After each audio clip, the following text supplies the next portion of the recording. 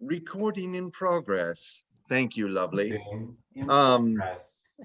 John, you're gonna pick someone today to pick from the list, right? Remind me. Remember last week we had Allison. Allison picked a topic from the table of contents here. Yes. And so you get to pick a person to pick, unless we picked someone last week. I don't think we did. I don't think we did, but it's yeah, we'll just and it gets it started off and they speak on it. Yep. And then when they've said what they consider to be relevant, or we cut you off, then you choose someone else. Yep. So that what we're doing is we're training ourselves to actually lead leadership conversations. Beautiful. And we're training ourselves to do it spontaneously. So it comes to you and you literally got to create it. So it's not a matter of saying the right thing. It's a matter of actually surrendering into the subject and channeling. I like that. And I think it's one of the best ways to learn. No doubt about it. You know, it's like how I know that you know it is you're teaching it to others effectively. Yeah, exactly. So who do you pick? Call on John. You're gonna choose someone. Okay, well, let me call on Felicia. And Felicia, am I picking a subject as well? No, she does. Felisa. Okay, good. Okay. Felisa So picks Felicia the is subject. going to talk on something. Okay. So I'll scroll. You tell me to stop. Okay, you can stop. Okay. I want to talk on conscious belonging and choice. No, love it. Love it. Because collaboration isn't possible without those things. And since collaboration is one of actually my second highest, what do you call them? My brain it's too early in the morning. I am not awake yet. No, you're doing fine. Here's the trick. Okay. Yep. The trick is conscious belonging and choice has you present to something. I don't know what it is, but it has you present to something. Start in the middle and literally wander around. I like that. Wander. Okay, so my wanderings go like this. I think we all have things that are really, really important to us. One of mine is collaboration. And collaboration really isn't possible without conscious belonging. Because if you're not consciously participating in the collaboration can't happen. Same thing with partnership. And so since those things are so important to me, I'd like to make sure that everybody is enrolled in what I'm talking about or what I'm teaching about or what I've made when it comes to my art. And I'm happy to talk about it and lay the groundwork for what we might collaborate on. But if they can't choose to be on board with that, then they can't collaborate on that. So I have to pick again, find somebody else to collaborate with, or find a new way to teach it, or find a new tribe member who would want to participate in that. So I think the conscious belonging is really important as well, because a lot of us say we want to belong to things, like this group, for instance, but how much do you actually give to it? How much do you think about it in between the meetings? How much do you... Let me stop you right here. Okay, now you're going to have more to say. You're going to have more to say, but I want to underline something and bring something to everyone's attention. As soon as she gave herself permission to just get present to and speak to what she was present to, and allowed herself to kind of wander, you'll notice her entire statement has been completely lucid, totally made sense, is highly enrolling and highly informative. So you see, the leader is in there. And mostly what suppresses our leadership is worrying that others think that we are something in terms of leader. But when you let go of that, and when you just speak from what you're present to and allow yourself to wander around, you will be stunned, because you will say stuff that is like, I can't believe this is coming out of my mouth. That's actually kind of intelligent. You know, so I want to give it back to you, Felicia, and allow you to kind of complete your whatever it is till, and then you can call on someone. But what she's doing, what Felicia is doing, is modeling what a leader does when they think on their feet. And for me, it's not so much about being worried about what's going to come out, because I've done so many talks over the years that I'm not really worried about that. It's now that I'm getting older, I lose words. And when I lose words and I can't find them, then I get off track, because I want that word because it's accurate. And instead of settling for close enough, I want the accuracy. Yeah. So that's all I have to say about that. So back to conscious belonging. I think people enroll in a lot of things without really understanding what they're enrolling in. And I think that's part of our role too, is to, especially if we're talking about joining tribe, which is, you know, the purpose of this talk.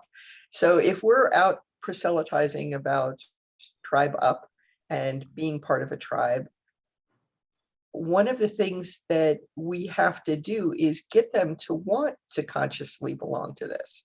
Because if it's unconsciously belonging, they're not going to do anything with it. It's just going to be another thing they've joined. It's going to be another platform they're on, and they're just going to be themselves as they are. So what we're trying to get them conscious of is what tribe is and what the benefits to belonging to a tribe are. So I am so glad we're doing this, because what I like about it is each person talks about whatever topic they want to talk about. Well, let me stop you again. Now, Okay. you just did a beautiful, beautiful segue. I'm not sure you fully realize, but you actually spoke to the consciousness part, and then you brought up this very interesting thing called, so what we're really dealing with is what tribe is. And I think I'd like to have X talk about that now. I was just about to do that. Good. And I was going to call on Joe Burr. Wow. So I think this is interesting. I think conscious is like is basically being alive, right? If you're not alive, you're not conscious. And if you're in a meeting or if you're with somebody, if you're not alive, you're not gonna respond to what they're saying, right? And I learned a long time ago is that the present. And this guy, I think I was 23 or 24, so you're not present. You're with me, but you're not present, right?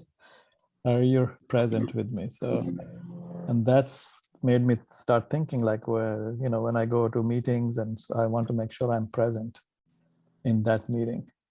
Otherwise, you know, I am not basically not alive, and people are saying I'm not listening, or people are telling me something which is I need to do. So to me, it's like is that conscious, like your mind is like, first you need to be self-conscious. Like most people becomes extremely self-conscious, you know, what they wear, what they say, what they talk, whose friends they are, what kind of cars they drive, right? But then you need to be socially conscious. They're like, you know, what's happening around us.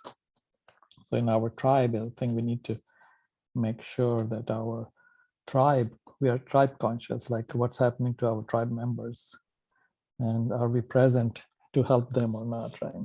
So that's what I think is like when we make a choice that we want to listen to John King today, or you know, whatever he's saying, we don't care, or our mind just wander around somewhere else.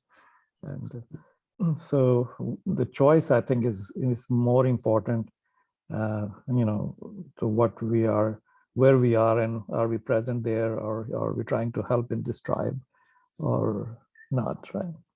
So, but sometimes we get socially pressured by this consciousness. Like, Hold up. You went perfect, and then you started going beyond it. You brought up a new subject, choice. It's a new nuance. Who do you want to hear from to talk about choice? Yes. So I will go with Hank and Sharon, because they have to make choices every minute with each other.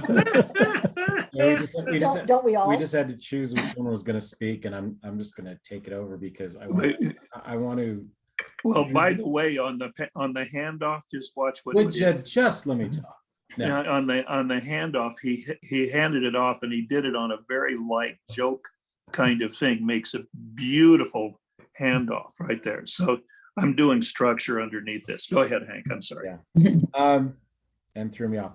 And I'm going to use choice, and I'm going to reflect back on what Polisa said, because what Polisa said inspired me to something I want to share with another group I'm in. So I'll thank you in advance for that, Polisa.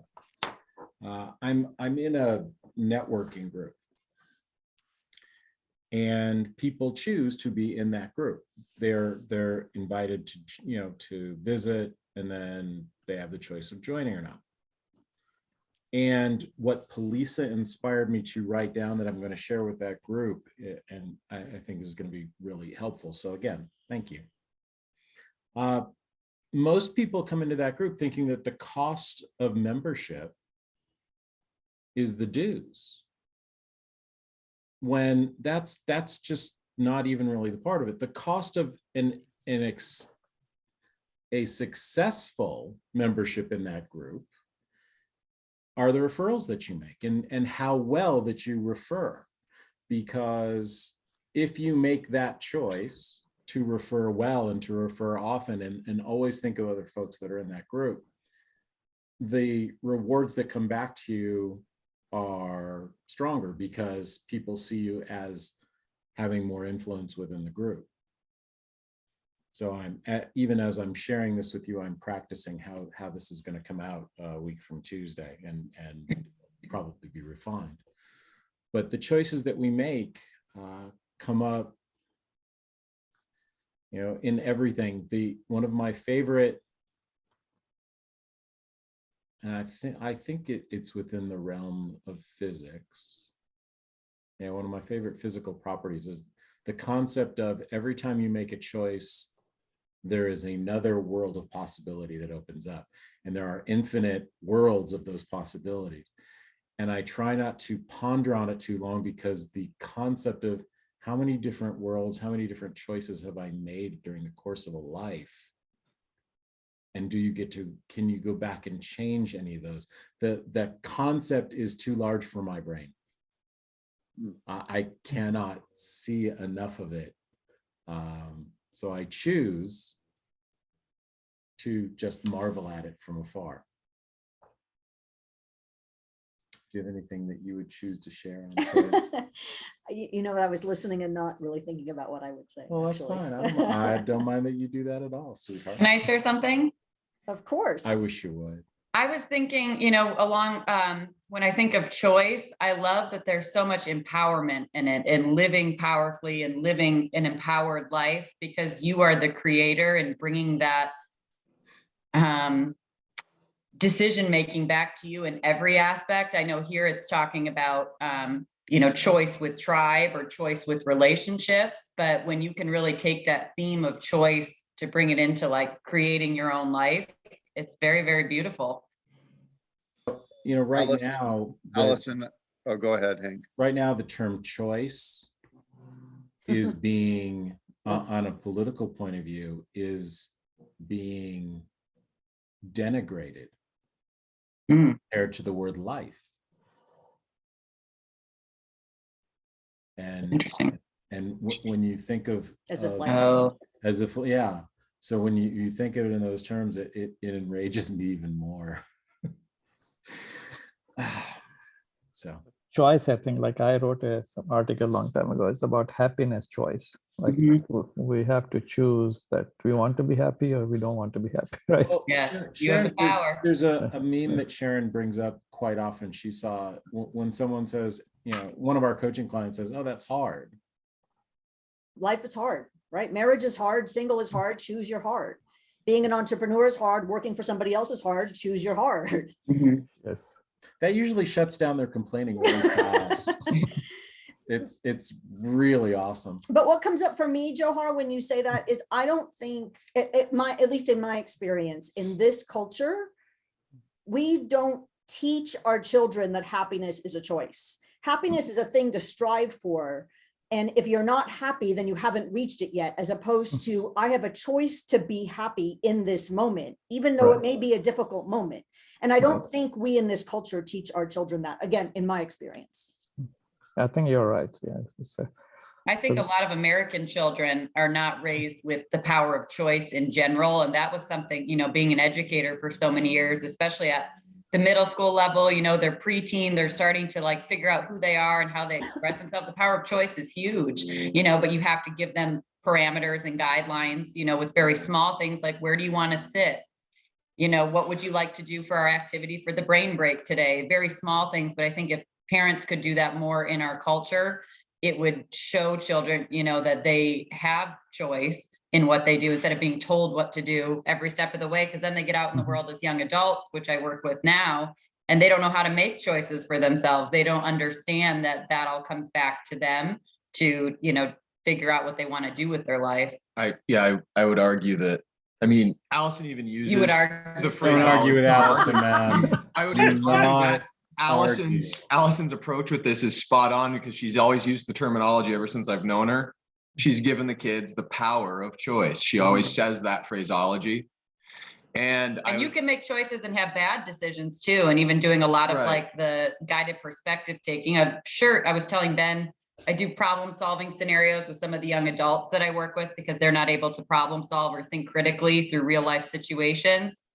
And it was just a funny example because the boy said like, call the cops, but it was something that was, I can't even remember what it was, but it was not a situation where you would call the police. And he immediately, when he saw my face, put his face in his hand and goes, oh, that was stupid. Never mind. I said, no, let's talk through what would happen when you call them. They would come and say, is there something illegal? Is your safety threatened? No, then they would leave, but giving him the chance to say that was a choice. Is it the best choice? No, in that situation, it wasn't, but they need more guided perspective taking, I think. And that's the piece right at the beginning of this whole equation, the conscious belonging. And this is where my argument actually comes in. I don't think that kids have a primer for making choices without first being in conscious belonging with their families. And it's missing in a lot of ways. The parents don't bring them into the fold, include them in things, share with them what they're doing, why they're doing it, why it matters, what the meaning of it is. And so the child doesn't have a template for a list of things even to make a choice from. And I don't think adults very often do either because they don't first choose to belong to something for something that goes beyond the empowerment of me having chosen to do so. I think people are drawn to things almost like we're drawn to this group for something beyond it. Yeah, I think that's you guys are saying really, because in America we have a choice of a vote, like we can choose to vote, right? But in other countries, they don't even understand that choice, that we can vote somebody out, right? They're just influenced by so many other factors, and but when yesterday I was interviewing a candidate, and I asked him, how much salary you would like to have, and he said, give me a day or so to think about it. Right? I say, you should know your value. You should say, okay, I want this. And then he said, if I say, then maybe you will not give me the job. I said, that's good, because then you don't want that job. If I give it that kind of, so you have to make choice to, what makes you happy. And then he asked me, what are the jobs hour like how many hours I have to. I said 24 hours. I work 24 hours, so you need to work 24 hours. But you can choose to, set up your hours, whatever hour you want, the night or day. So he was so surprised. He said, I never had this kind of interview in my life before, because I have so many choices to make, and I can make any, choices right away. So learning to make choice, I think, which is, we call decision. Nobody wants to make a decision, right? And decision in I learned it's called cut off from one thing. Like if you have two things to make a decision, you have to cut off the other one. But you cannot be both, right? And that's why people get confused. Like they're trying to be both. They want to stay in San Diego, but they also like Arizona. So, now they want to have two homes, one in San Diego, one is in Arizona, to have both hot and cold, right? So you have to make a choice like, okay, I don't like hot, so I'm just going to stay in San Diego. But then you're going to lose so many other stuff in what could be in Arizona. So choices and decision is very, very hard. I think we don't teach our kids or even adult engineers. So when somebody comes to me with a problem, I say, okay, give me two solutions, then I will make the decision. I say, if I can go find two solutions, then it's very hard to make a decision. So then say I'll make a decision, right? So it's the decision making. I think if I've seen like people who are successful or happy, they know how to make a decision, even though it's a wrong decision. But they make a decision and go forward, right? So the That's the choices. theme of ownership that comes to mind for me, or like accountability with choice. You can make wrong decisions or make mistakes or make decisions that you maybe look back on and say, oh, that wasn't the best one, but it's owning it and making a new choice after that. I think that's where the power comes. Yes, it's a course correct, right? Yeah, just when you're driving, I tell people, like when you're driving, you're making so many decisions every second, because where the steering wheel is going, or whether somebody's coming from the front or back, or so you're making decisions. You know how to make decisions. You have to make, choose which lane to go, right? But people don't think. They're just not allowed to make a decision, right? Especially women think that, whatever my husbands will say. And the moment they get married, is just like they just follow. And the other day I was with somebody and say, oh, I don't know what John will say. I say, why do you care what John will say?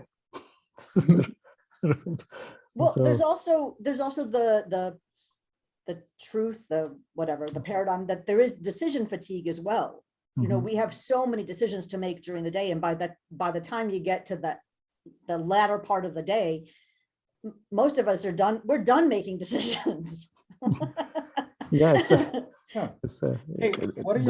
what do y'all consider the difference between choice and decision? Choosing, deciding. Decision is probably the action of carrying out the choice that you've thought of, is probably how I would define it. See, I'm trying to go along with her, but I'm trying to decide. I have two parts of a decision. I have two parts of a choice. I see it as the choice is the things you're choosing between, and the decision is actually making the commitment to pick direction of which way. I think decision is cutting off the other option you have. Closer to that. The word decide has the root side, C-I-D-E, and that means to murder. So homicide, fratricide, patricide, the decide. Yeah. You kill the alternative. There you go. That's the perfect. I like that a lot. Yeah. I love looking at words like that. Well, you do this in martial arts when you're tumbling around on a mat in jiu-jitsu or judo. Judo especially is all about ultimate decision. You can't waver. Even if it's a bad decision, make the decision and commit to it. You'll find out real soon if it was the correct decision or not. Correct. And you learn immediately from your mishap. And in that way, I always love those types of martial arts because they teach the brain things like this in a way that you don't even know that you're molding your neural pathways. So I have a question. Maybe semantics here, but are there good and bad choices? There are choices, I think, that serve you better than others. Okay, so now we just uncovered something. Choice is tied to a law, to a constant. What is the constant that it's tied to? But choice is personal, right? Like for you, maybe going to skiing is a good thing to do. For me, it's not, right? That's a part of it, but Yeah. stay with my question for a minute. You're headed there. Choice is tied. Let's put another word, a synonym to it in a way, which is cause. Mhm, Choice is cause or causality. mhm. And what's it tied to?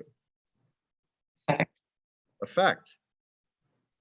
So in Joe Herr's example, yeah, if you if the outcome is a beautiful day on the mountain skiing, it's a great choice to go skiing and to ski a certain way. And so we say, oh, you made a good choice or you made a not so good choice. I would submit that we make choice based on whatever is inside of us. Mhm. And you could call that good or bad, but it just is what it is. But the choices that you make are tied to an effect. As my kids were growing up, they would come to me and they would say, Dad, you know, you know, 15-year-old boys, and they're like, Dad, I've got a choice to make. There's a party and I want to go, and there's going to be drinking. What should I do? And I think most parents would say, and some might criticize this, but most parents would say, well, you shouldn't go. You shouldn't be drinking. But I know the reality. At 15, I had a drink. Mhm. And I know they're going to do it whether I say do or don't do it. In fact, saying don't do it often will drive a kid to actually go do it. So I taught my kids something different. And I know someday they'll probably learn it. Maybe they're learning still, or hopefully. And that is that choice is tied to effect. And I would ask my boys, what effect do you want? What outcome do you want? What are the possible outcomes? I can't make the choice for you, but what are the possible outcomes? And work backwards from there. So I Wander think around it's, it, like John said.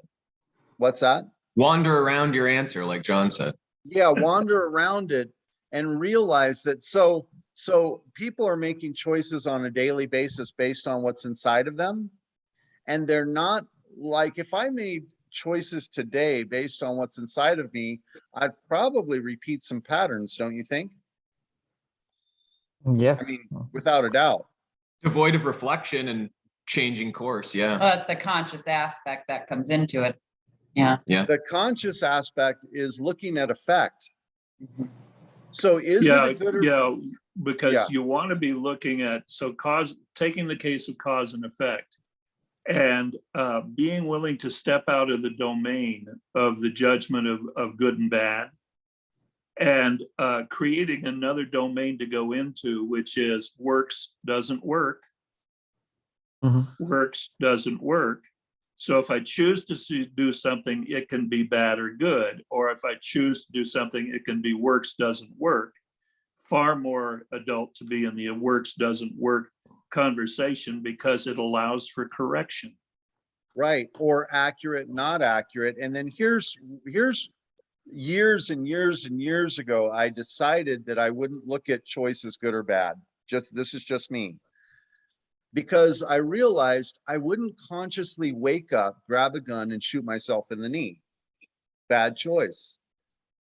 I wouldn't make that choice consciously. Subconsciously, I might do Some things do. Some people do that.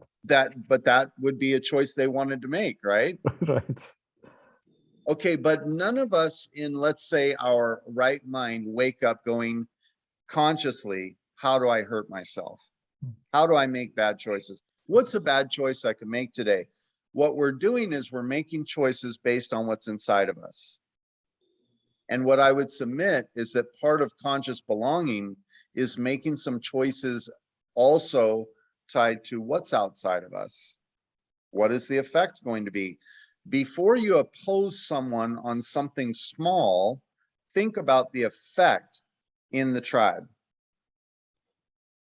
Now, big things, opposition, might be a little more accurate, might make more sense. But on a daily basis, we're opposing, we're fighting, we're we're debating, we're arguing things that are inconsequential, and the effect is we stay inconsequential. So what I like to, consider when I'm thinking of choice is the effect and reverse engineering choice from there.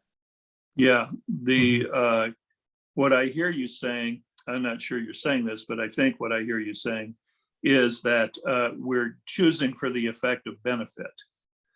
So you're choosing to benefit something, making the choice to benefit or not benefit. Making a choice that does not benefit you is foolish. Making a choice that does not benefit you and the people around you as a leader is stupid. So we choose for benefit. That's the effect we're going for. And that's where the concept of the highest and best comes in.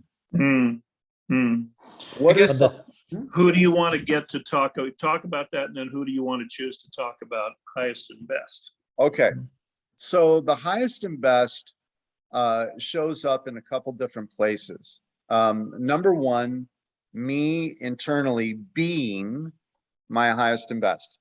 When can you be that? You can be that in the present moment, no other time. So there's only one moment you really have to manage being the highest and best, and it's now. You can project and think about the future, you can reflect on the past, but in all reality, we've got this one small moment to be the highest and best. The second place it shows up is in our interaction. What is the highest and best we can be in our interaction? And choice plays a big role here. And effect being, what is the highest and best? You could try to pigeonhole the effect you want in an interaction, i.e., I want to make a sale. That's great. You might lose a customer in the process because your desired effect is that you want to make a sale, whether it's accurate or not. What would the highest and best look like in a scenario where someone has not yet decided or qualified to be a customer? Well, the highest and best would not be your agenda to make a sale, would it? Because that could be the very thing to repel a future sale or a referral. So that's why the highest and best becomes so important in an interaction. The third place highest and best shows up is in your highest and best aim. So rather than looking at dream and fantasy, there's what I like to call a negotiation between probability and possibility. I grew up in a world for 20 years where you dreamed about yachts and mansions and money and this and that. Not good or bad. It's just, this was kind of the idea until I realized I actually did not agree with what it took to have those things. And I spent almost half of my life chasing that. Okay. Then I discovered that somewhere between my current reality and dream and fantasy was this place for me called the highest and best. It is where I am willing to go, creating probability and my maximum possibility. Now, as we mature towards that chief or that highest and best aim, it can change. It can go up, it can go down, but it requires something of me that I'm willing to give. Okay, so those are the three places it shows up for me. So I call on Ben to explore that. Well, I do have some thoughts already. You got my head turning as you're going through that. I don't know if people are actually even seeking benefits to get into your three tenets right out of the gate. I think most people actually seek advantage rather than they seek benefit, because benefit has all this context to who you are, your highest and best, and the conscious belonging in the category that we're talking about. But advantage is strictly comparative, I think. Is this result more or less than this result? And there aren't any other dimensions that people are putting to getting an advantage in a sale. I made a sale for X amount of dollars. That's an advantage for me. But almost like the example you shared with Allison and I about the art walk a couple of months ago, when the woman with the topaz ring was going to pay 29 for it. Maybe you can share with everybody that context, because I think that really elaborates on what I'm talking about when separating advantage to benefit. And people have to first make that distinction before they can even elevate themselves in these three tenets that you've outlined. Yeah, just real quick, it was the art walk, and we have a piece of jewelry. It's an 18-karat white gold ring with diamonds and a London blue topaz stone. 3 ladies within a 30-minute time frame were interested in this ring. One of the ladies had it on her finger, and she said, "How much is it?" And I said, 29. And she held it up, and her husband was about 20 feet away. And she said, "Honey, what do you think?" And he said, "It's beautiful. How much is it?" And she said, 29,000. And he said, "Buy it." The ring was $2,900. And I sold it for $2,900. And I could have sold it for 29,000. But I didn't sell it for a penny over what we had it priced at. So the advantage versus the benefit, you sacrificed the advantage to gain the benefit. And that, as just one example of how you can distinguish the two, is kind of why I brought that up. If you're tracking with my thoughts there. Yeah. Ben, do you know the Latin phrase cui bono? I don't know that one yet. What is that one? Okay, it's 2 words. It's spelled CUIBONO, Mhm. and it means who benefits. Mm. So that's a great question to ask yourself in every transaction and choice is cui bono. Yeah. I think it's, choices like see, only game I like other than cricket, which I was which I was forced to become a captain of the team in high school, is a chess.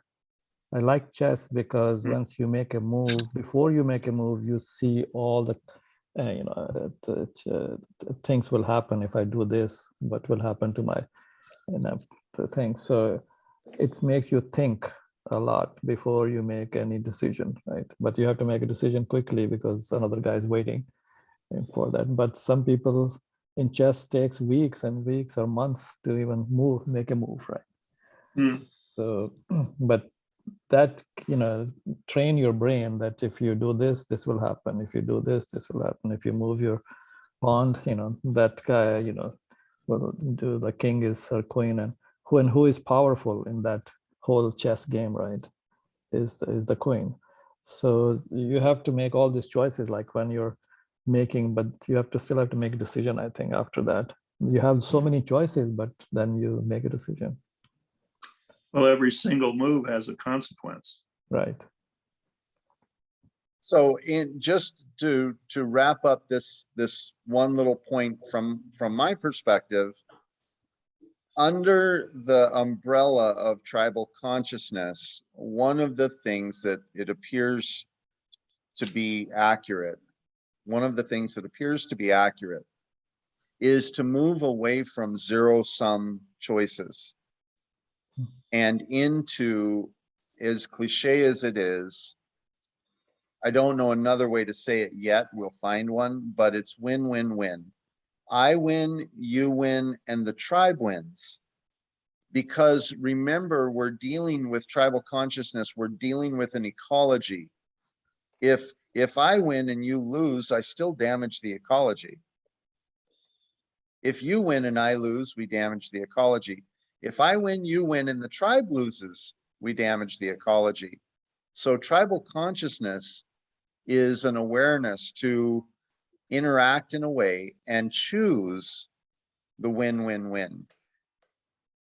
I could have sold the ring for 29,000, and that's win-lose. It wasn't worth 29,000. Right? Even though their perceived value might have been 29,000, what do you think eventually would happen in that deal? They could have gotten it appraised and found out what it's really worth and then be pissed off, totally pissed off. And I would have damaged the culture of creative gateways, the brand of creative gateways, the people, the client, all for a win-lose, you know? So it's, anyway, you get the point. But, you know, Larry Ellison built the world largest, software company called Oracle, right? Mhm. And he built it on a philosophy. He wrote even a book. It says, if I have to win, you have to lose. Mm, Yeah, he was a partner with Andy Grove, who was the head of Intel, one of the creators of Intel, one of the two creators of Right, Intel, right. who wrote a book called Only the Paranoid Survive. Right. So that's typical of the mindset of stage 3 people taking themselves to it. I have to win, you have to lose, zero sum.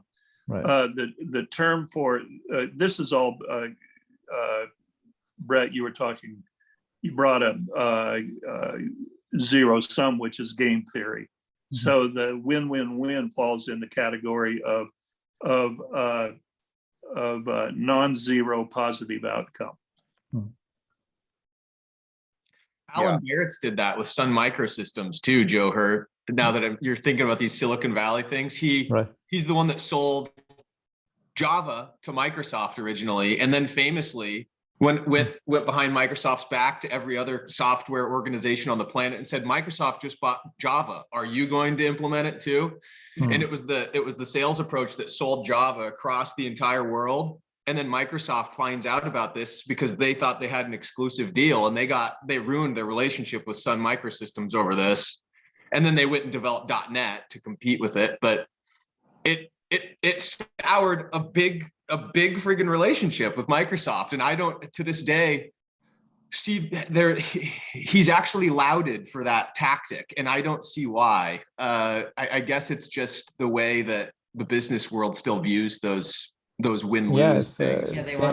Same thing, Google and Oracle, they have the same fight for Java too. But we were raised in a culture, you were educated, raised, and everything that you've done all of your life has taught you to that winning is everything, winning is the only thing. When Tiger Woods lost his first tournament, he came in second. He was 19. And the first turn, he won his 5 of his first 9, but one of them, he came in second, and they asked him what it felt like to be second. And he said that second place is first loser. So there is that attitude. That is the non-zero way that you were educated. That's how you went to school. That's every sport that you ever played, every competition that you've ever entered, so on like that, where there is a hierarchy that results at the very end, is you're playing a zero-sum game. And that's what you're taught to do. And you are taught falsely that is the highest and best. But in fact, we're talking about the highest and best here, which is we're suggesting it is something that is outside of the model of win and lose. It's outside of the model of zero-sum game. It's actually in a different domain called non-zero positive outcome, win-win-win. But we're inventing this domain as we do it. The one that you've inherited is the win-lose domain. It's a choice or a selection to actually choose to play a non-zero positive outcome game rather than a zero-sum game. Isn't it like in the tribe, like if you're in a tribe, we want to make sure the tribe wins, like even though I lose, right? But the overall tribe has to win, right? If you lose though, the tribe is losing. Now, does it happen? Yes. But if you get weakened, what happens to the tribe? Yeah, tribe. But right. Overall, that's a whole lot of the cultural fatalistic conversation that goes on in Pakistan and a lot of Southeast Asia. Yeah. Isn't it also possible that if you've built the consciousness ahead of time, that your tribe can recognize when even the leader is out of cue? And so they self-repair and bring the leader back into alignment too. That's what all this is about. That's what the entire conversation is about. The highest and best is positive for you, positive for me, positive for the tribe. The consciousness is choice that does what you just described, right? And go ahead. And the choice is to consciously be playing that non-zero sum game rather than the zero sum game. That's your choice. You're killing the alternative, which is playing a zero sum game. Yep. That's interesting thinking about like who you interact with too, because even on the levels of like types of conversations that you can have that you've shared before, John, like, is it moral, Yes. ethical? Is it, you know, all the different things, but if you're not communicating on the same level of what is it, zero sum or non-zero positive outcome, are you even going to get the same results that you're not on the same page? So I think that's really important. Well, and it also gets into what Felicia was talking about ultimately, because she used the word enroll.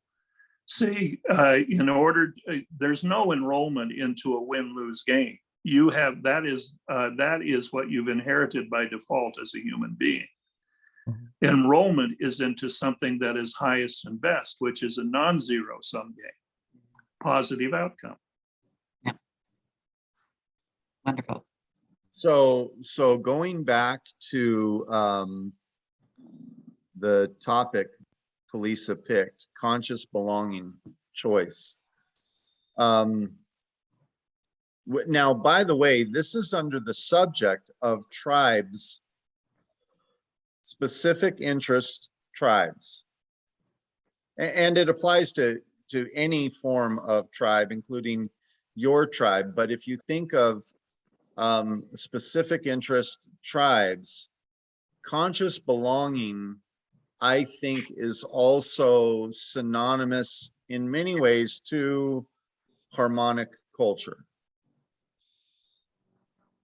So you know, I think what we're aiming at with conscious belonging, or part of what we're aiming at, is harmonic culture. And harmonic cultures, we can totally disagree, but we're still doing, there's a behavior down here a little bit lower. Oops, way too low.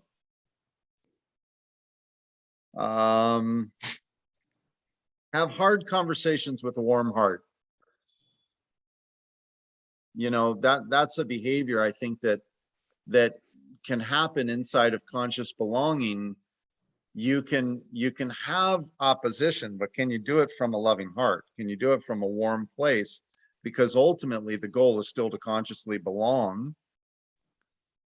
And through the power of choice, we create harmonic culture, and we're able to collaborate, to create solutions, to advance, to expand, to achieve, because we can stay together long enough to do it. And want to stay together long enough to do it. And we want to stay together long enough to do it. So is it the other way to say heart-to-heart conversation? yeah, but my heart can be screwed up and so can yours. So heart to heart doesn't necessarily, yes, I mean, it's one way. And coming from you, Johar, yes, it would mean something positive to me. Coming from me, it would mean something positive to you, I think. Right. But heart to heart doesn't really necessarily mean, heart to heart could be two asses going at it. And they end up divided and done. Right? Because they're both united and dangerous. Yeah, or united and dangerous, or it could be loving to loving heart. That's why I like energy and like-hearted, because then we can have a heart to heart because we're like-hearted, and it's going to be positive. Well, if it's going to be that, then you're saying that it's more than. When you posit a heart-to-heart conversation, it actually is suggesting that it's based on emotion. It's emotive, and we're looking for something along with the emotive, like rational. Rational heart-to-heart conversation is more of an opportunity that it has a positive outcome. There's Yeah. a book on that by Paul Bloom. Actually, John, have you heard of Paul Bloom? He's kind of a sociologist. He wrote a book called Against Empathy, because people get too much inside of this empathetic circle, and he instead phrased what he argues for instead as rational compassion. Yeah. Where there's this Yeah, that's rational really component good. to calculate beforehand. Yeah, it's an extended argument not to check your brains at the door. Yeah. So I would say if you add that to heart, then Johor, it would be an accurate statement. Mhm. Look at how fascinating this conversation is just wound around. See, just like really starting in the middle, wandering around, speaking to what you're present to, bringing up a subject, triggers someone else, or you call on someone else. And we have been all over the waterfront. Except for Asifa, who hasn't said a word yet. Exactly. I'm wondering who's going after her. Have anything to add today? I'm enjoying it a lot though. Oh, but you do have something to add, Asifa. It's like you don't get away with that in a leadership program, just so you know, because the thing about it is you are present to something. It may take a little something to kind of tease it out of you a little bit until it becomes more comfortable. Because I would say that you consider yourself to be shy and a bit introverted. Those are our best teachers. Okay, those are our best teachers. So what are you present to in this conversation? Just kind of wander around it a little bit in that and just let yourself put it on external speaker and let's hear about it. Yeah, I enjoyed everything I heard, and I only wanted to add something to choosing happiness, because I went through unhappy moments a lot. Happiness for kids in this society, I thought it was more materialistic. It's a materialistic society, and people find happiness outside. From outside, they look for things outside to make them happy, and this is something that's programmed in this society. I think in every other society also, even for kids. To make them happy, the parents cheer them up with something material, with a gift, going out to the restaurant or something. And that's what they get used to.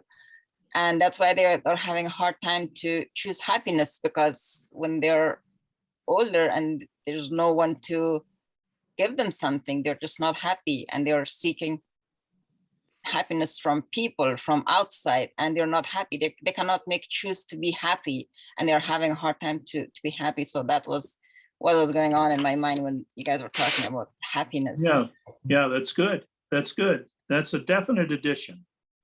That definitely adds to the texture of the and the tone of the conversation, Elisa. And so thank you for that. You want to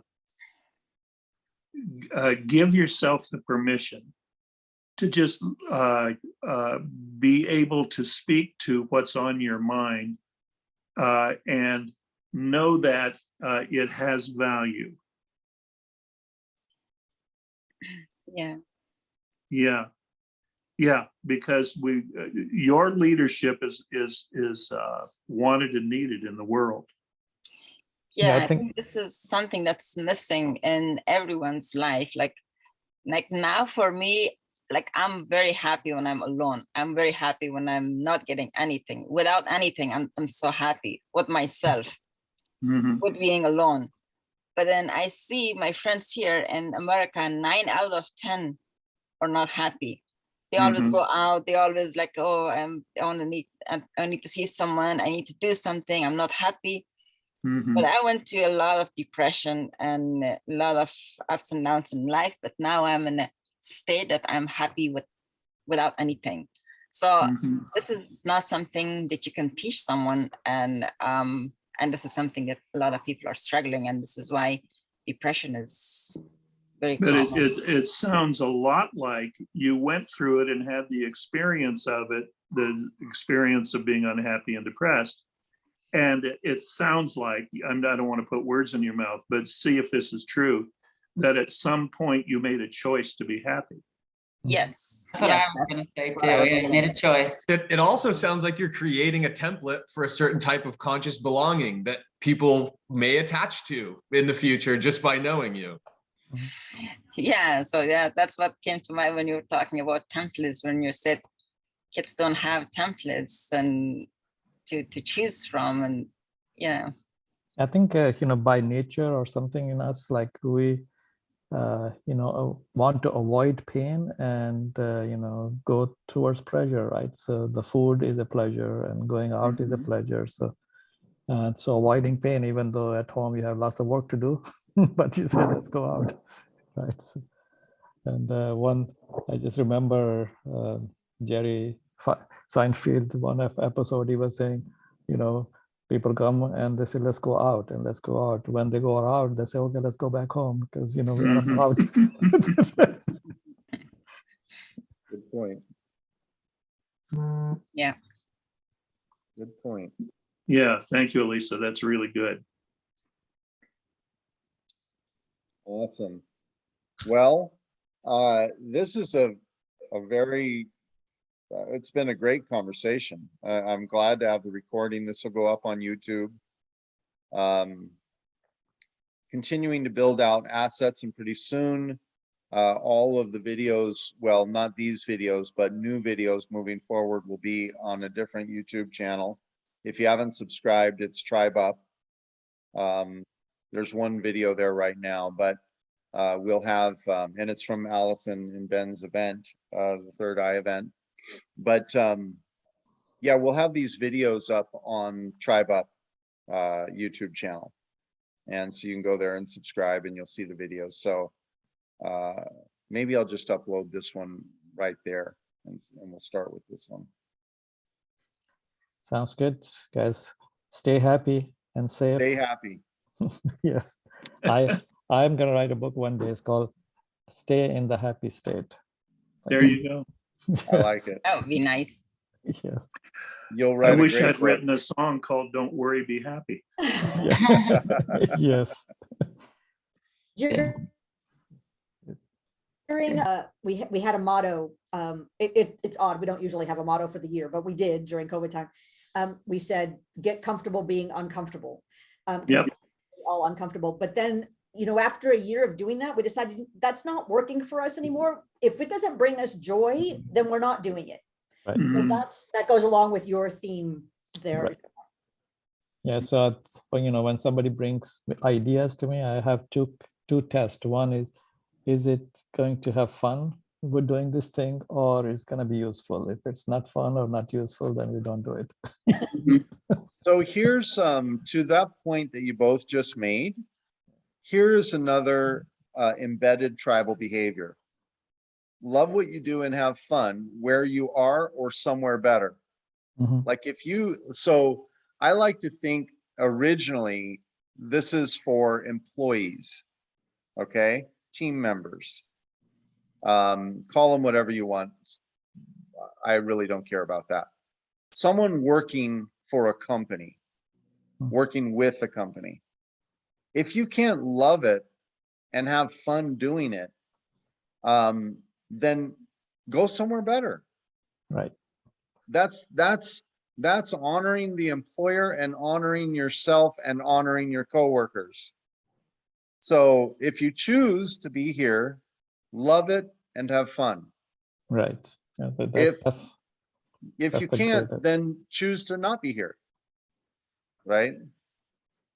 And it doesn't shirk the responsibility of the employer or the coworkers to create a great environment or a clearing. But at the end of the day, it makes no sense at all to choose to be somewhere and choose to not have fun and love it or not love it. That would be stupid. Yeah, it would be stupid. But it happens all day, every day. A lot of people do that. They feel stuck, Yeah. It's just making a choice. Yeah, I have advised so many of my friends, they go resign and go find something which like, but this week I'm interviewing people and this guy, I asked him, what's your 5-year plan, right? What you want to be. he say, I want to go work for Microsoft. And I say, why don't you go work for Microsoft now? So if you Right. need help, so I can help you get, to Microsoft. You don't have to come work for me. Yeah, I think that's brilliant. Why not? Wouldn't that be your highest and best? Yeah.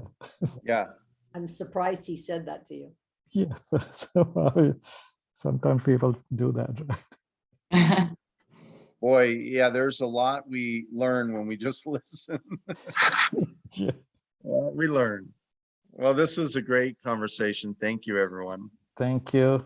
Have a good weekend. Thank you, everybody. Oh, it Thank you, is the everybody. weekend, Yeah, isn't enjoy it? your Memorial Day weekend, long weekend. Memorial Day, be safe. Be well, be Yeah. safe, be happy. Yeah. Eat less. Only Good if that idea. makes you happy. Good idea. Yeah. Bye-bye. Bye, Okay, love. ciao. Ciao.